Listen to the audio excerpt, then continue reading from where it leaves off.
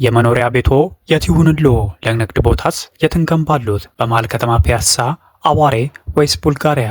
ግንባታቸውን ለመጠናቀቅ የደረሰን የፈለጉት እርሱም አለን። አያትና ጋርመንት ሳይታችን ላይ ከ6 እስከ 10 ወር የሚረከቡት፣ ሙሉን ከፍለው ደግሞ እስከ 35% ቅናሽ መጠቀም ከፈለጉም ይቻላል። 7 ሳይቶችን በማስረከብ ታማኝነቱን ካስመሰከረው የ2017 የኢትዮጵያ ሪል ስቴት አዋርድ አሸናፊ ከሆነው ቴምር ቤት ወይንም የንግድ ሱቆችን ከፍ አድርገው ሲከፍሉ ከሚያገኙት ቅናሽ በተጨማሪ ከኢትዮጵያ አየር መንገድ ጋር በፈጠርነው አጋርነት በተጨማሪ አገር የሚጎበኙበትን እድል በዚህ አውደ ዓመት ወቅት ያሸንፋሉ።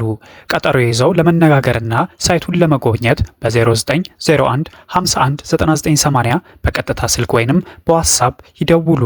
ቴምር ሪል ስቴት የህልሞ ማረፊያ። ጤና ይስጥልን አድማጮች፣ ይህ አዋዜ ልዩ ላልሰማችሁ ነው። ከመረጃዎቹ ጋር አብርሃም መኳንንት ነኝ። በአሜሪካና በኢራን መካከል የሚደረገው ድርድር ከዚህ በኋላ በስልክ እንደሚደረግ ፕሬዝዳንት ትራምፕ ገለጹ። ኢራን እስካሁን ባለው ውጊያ ሙሉ አቅሜን አልተጠቀምኩም አለች። ያለኝ አቅም ከዚህ በኋላ ለዓመታት መዋጋት ያስችለኛልም ብላለች። አሜሪካ ለመጀመሪያ ጊዜ በኢራን ላይ የሃይፐርሶኒክ ሚሳኤልን ልትጠቀም ከጫፍ ደርሳለች ተብሏል። ኢራን በአሜሪካና በእስራኤሉ ጦርነት ከተገደሉብኝ ዜጎች ውስጥ ግማሽ ያህሉ ሲቪሊያን ናቸው አለች። ፕሬዚዳንት ትራምፕ ኢራን እጅ እንድትሰጥ መጠየቃቸው ተሰምቷል።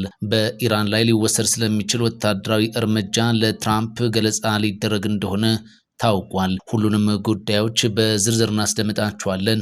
አብራችሁን ቆዩም። በአሜሪካና በኢራን መካከል የሚደረገው ድርድር ከዚህ በኋላ በስልክ እንደሚደረግ ፕሬዝዳንት ትራምፕ ገለጹ። ፕሬዝዳንት ትራምፕ ተደራዳሪ ቡድናቸው ብጣሽ ወረቀት ላይ የሚሰፍር የድርድር ሀሳብን ለመመልከት የ18 ሰዓታት በረራ በማድረግ ወደ ፓኪስታን አይጓዝም ብለዋል። ይልቅ ንግግሮች በስልክ መሆን ይኖርባቸዋል ነው ያሉት። ቴህራንና ዋሽንግተን በኤፕሪል 11 በፓኪስታኗ ኢስላማባድ ለንግግር ተቀምጦ የነበረ ቢሆንም አሁን ሁለተኛ ወሩን የያዘውን ጦርነት ግን ለማስቆም ከስምምነት ላይ መድረስ አልቻሉም ነበር። ትራምፕ ትላንት ረቡዕ ለሮይተርስ እንደተናገሩት ንግግሮች ከዚህ በኋላ በስልክ ይሆናሉ ብለዋል። ትራምፕ በሁለቱ ሀገራት መካከል ሊጠናቀቅ ተቃርቦ የነበረውን የተኩስ አቁም ስምምነት ባለፈው ሳምንት እንዲራዘም ማድረጋቸው ይታወቃል። ፕሬዝዳንት ትራምፕ ምርጫቸው የፊት ለፊት ንግግር መሆኑን ቢገልጹም አንድ ብጣሽ ወረቀት ለመመልከት ግን ለ18 ሰዓታት ያህል መጓዝ አድካሚ ነው ብለዋል። በኢራንና በአሜሪካ መካከል ግጭቱን ለማስቆም ዲፕሎማሲያዊ ጥረቶች የቀጠሉ ቢሆንም እስካሁን ግን ይህ ነው የሚባል ተጨባጭ ውጤት ሊመጣ አልቻለም። ትራምፕ ከስምምነት መድረስ የሚቻለው ኢራን ሙሉ በሙሉ የኒውክሌር ጦር መሳሪያ ፍላጎቷን ስትተው ብቻ እንደሆነ በመግለጽ ላይ ናቸው። ኢራን እስካሁን ባለው ውጊያ ሙሉ አቅሜን አልተጠቀምኩም አለች። ያለኝ የሚሳኤልና የሰው አልባ አውሮፕላን አቅም ከዚህ በኋላ ለዓመታት እየተዋጋሁ እንድዘልቅ የሚያደርገኝ ነው ብላለች። አንድ የኢራን ሕግ አውጪ ግለሰብ ከታስኒም የዜና ወኪል ጋር በነበራቸው ቆይታ ላይ ቴህራን በዚህ ሰዓት ወደፊት ለዓመታት እንድትዋጋ የሚያስችላት በቂ የሆነ የሚሳኤልና የድሮን ክምችት አላት ብለዋል። እስካሁን ከአሜሪካና ከእስራኤል ጋር ባለው ጦርነት ውስጥ ቴህራን ሙሉ አቅሟን አልተጠቀመችም በማለት ተናግረዋል።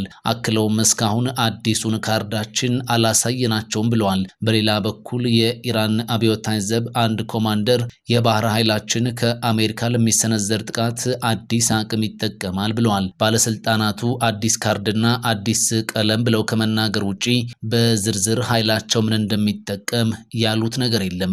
ኮማንደሩ ማክሰኞ ዕለት በሚናብ ከተማ ህዝብ በተሰበሰበበት ቦታ ላይ ባደረጉት ንግግር አሜሪካ ወታደራዊ እርምጃ የምትወስድ ከሆነ አብዮታዊ ዘቡ በአዲስ የዘመቻ ስልት ጥቃት እንደሚፈጽም ሲናገሩ መደመጣቸውን የቱርኩ የዜና ምንጭ ቲአርቲ ዘግቧል። አሜሪካና እስራኤል በየካቲት 21 ላይ የተቀናጀ ጥቃት በኢራን ከከፈቱ በኋላም ቴህራንም ለዚህ አጸፋ ነው ያለችውን ጥቃት አድርሳለች። በዚህ ጥቃቷም የአሜሪካ ጥቅም አለባቸው ባለቻቸው የቀጠናው ሀገራት ላይ በልዩነት ደግሞ በገልፍ ሀገራት ይህንኑ አድርጋለች። በኤፕሪል 8 በአሜሪካና በኢራን መካከል የተኩስ አቁም ተደርሶ በ11 እና በ12 ደግሞ በፓኪስታን አማካኝነት ያልተሳካ ንግግር ተደርጎም ነበር። ከዚያም ፕሬዝዳንት ትራምፕ በፓኪስታን ጥያቄ መሰረት የተኩስ አቁሙ መራዘሙን መግለጻቸው እንዲሁ ይታወሳል። ያሳለፍነው ሰኞ ዕለት ኢራን ጦርነቱን ለማጠናቀቅ ያቀረበችውን ሐሳብ እንዳልተቀበሉት ተናግረዋል። ቴህራን ያቀረበችውና ፕሬዝዳንት ትራምፕ ውድቅ ያደረጉት ሐሳብ የሆርሙዝ ሰርጥ እንዲከፈትና የኒውክሌር ጉዳይ ደግሞ በኋላ ንግግር እንዲደረግበት የሚል ነበር። አሜሪካ ለመጀመሪያ ጊዜ በኢራን ላይ የሃይፐርሶኒክ ሚሳኤል ልትጠቀም ከጫፍ ደርሳለች ተባለ።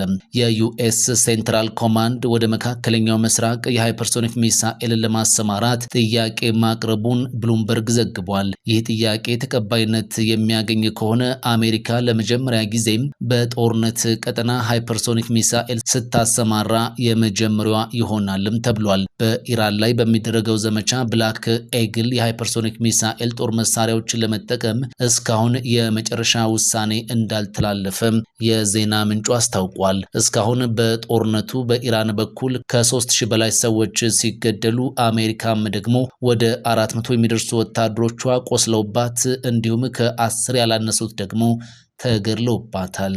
ኢራን በአሜሪካና እስራኤል በጦርነቱ ከተገደሉብኝ ዜጎች ውስጥ ግማሽ ያህሉ ሲቪሊያን ናቸው አለች። ኢራን እስካሁን በጦርነቱ 3468 ዜጎች ተገድለውብኛል ያለች ሲሆን ከነዚህም ውስጥ ወደ 1460 የሚሆኑት ሲቪሎች መሆናቸውን ይፋ አድርጋለች። በዚሁ ጦርነት ወታደራዊ ይዞታዎች ብቻ ሳይሆኑ የጤና ተቋማት፣ ትምህርት ቤቶችና ሌሎች መሰረተ ልማቶችም የጥቃት ኢላማ ተደርገውብኛል ስትል ተናግራለች። እንደ አብነትም በጦርነቱ የመጀመሪያዎቹ ቀናት ውስጥ በሚናብ ከተማም በትምህርት ቤት ላይ በተፈጸመ ጥቃት ወደ 170 የሚደርሱ ተማሪዎችና መምህራን መገደላቸው ይታወሳል ሲል ቴህራን ታይምስ ጽፏል። ትራምፕ ጦርነቱን የኢራንን ወታደራዊ አቅም ለማዳከምና የኢራን ሕዝብን ለመደገፍ የተደረገ አስፈላጊ እርምጃ ነው ብለውት የነበረ ቢሆንም የሆነው ግን እንዲህ ነው ብለዋል ዘገባው። የአሁኑ ጦርነት ከመጀመሩ አስቀድመው ትራምፕ በኢራን ውስጥ የነበረውን ተቃውሞ በማበረታታት እንዲሁም እርዳታም ጭምር እየመጣ ነው በማለት ድጋፍ ሲሰጡ መቆየታቸው ይታወሳል። ኤፕሪል 8 የተኩስ አቁም ስምምነቱ ከመደረሱ በፊት ፕሬዝዳንት ትራምፕ ቴህራን ጥያቄን ካልተቀበለች ሙሉ ስልጣኔዋ በአንድ ምሽት እንዲያበቃ እናደርገዋለን በማለት ሲጽፉ መክረማቸውንም ዘገባው አስታውሷል። ከዚህ ባለፈ የእስራኤል የመከላከያ ሚኒስትር እስራኤል ካትዝም ዋሽንግተን አረንጓዴ መብራቱን ካበራችላቸው ኢራንን ወደ ድንጋይ ዘመን ለመመለስ ዝግጁ መሆናቸውን ተናግረው ነበር ሲልም ዘገባው ጨምሮ ገልጿል። ፕሬዝዳንት ትራምፕ ኢራን እጅ እንድትሰጥ ጠየቁ። ትራምፕ ዋሽንግተን በኢራን ወደቦች ላይ ጣለችው እገዳ ስኬታማ መሆኑን አንስተው በሆርሙዝ ሰርጥ ያለው ውጥረት እየተባባሰ በመጣበት በዚህ ወቅት ቴህራን እጅ እንድትሰጥ አሳስበዋል። ኢራን በበኩሏ ለዚህ ለፕሬዝዳንቱ ንግግር ጠንካራ ምላሽ የሰጠች ሲሆን የፓርላማ አፈ ጉባኤ መሐመድ ባጋር ጋሊባፍ የአሜሪካ ዘመቻ ውጤታማ ያልሆነ በማለት አጣጥለውታል። ከዚህ ባለፈ የሀገሪቱ ጦር ኃይል እስካሁን ያሳየው ትዕግስት ለዲፕሎማሲ እድል ለመስጠት የታሰበ መሆኑን በመግለጽ ይህ በእንዲህ እንዳለ ፕሬዝዳንት ፑቲን አቻቸው ትራምፕ በኢራን ላይ አዲስ ጥቃት እንዳይከፍቱ አስጠንቅቀዋል። ሁለቱም መሪዎች በስልክ ባደረጉት ንግግር ትራምፕ የተኩስ አቁምን እንዲራዘም ማድረጋቸው ትክክለኛ ውሳኔ እንደነበር ፑቲን መግለጻቸው ተሰምቷል። ከዚህ ባለፈ መሪዎቹ በዩክሬን ጉዳይም ስለ መምከራቸው ተነግሯል። የስልክ ንግግሩ ወደ 90 ደቂቃ ያህል ነበር የተባለ ሲሆን ትራምፕ ንግግራችን ጥሩ ነበር ብለዋል። ሞስኮ በዚህ ጦርነት ለኢራን የስለላ መረጃዎችን ትሰጣለች በሚል ስሟ ተደጋግሞ ይነሳል።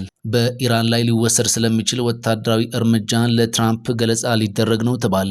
የአሜሪካ ወታደራዊ አዛዦች ኢራን ውስጥ ሊፈጸሙ የሚችሉ ኃይለኛ ጥቃቶችን የተመለከተ ለፕሬዝዳንት ትራምፕ እቅድ ሊያቀርቡ መሆኑን አክሲዮስ ጽፏል። የዜና ምንጩ ለጉዳዩ ቅርበት ያላቸው ምንጮችን ጠቅሶ ያወጣው ዘገባ እንደሚያመላክተው ከሆነ እቅዱ የኢራን መሰረተ ልማቶችን ማጥቃት ሊያካትት ይችላል። የትራምፕ አስተዳደር ኢራን ላይ ወታደራዊ እርምጃ መውሰድን እያጤነ ያለው ጥቃት መፈጸም ከቴህራን ጋር የሚደረገው ድርድርን ከገባበት ቅርቃር ያስወጣል በሚል ተስፋ እንደሆነም ተጠቅሷል። ኢራን ጥቃት ከተፈጸመባት ድርድሩ ላይ የኒውክሌር ጉዳይን በተመለከተ መለሳለስ ልታሳይ ትችላለች ተብሎም ተገምቷል። ይህ አይነቱ እርምጃ እግረኛ ወታደሮችን ማሰማራትን ሊያካትት እንደሚችልም የዜና ምንጩ ዘገባ ያስረዳል። የመኖሪያ ቤቶ የት ይሁንልዎ?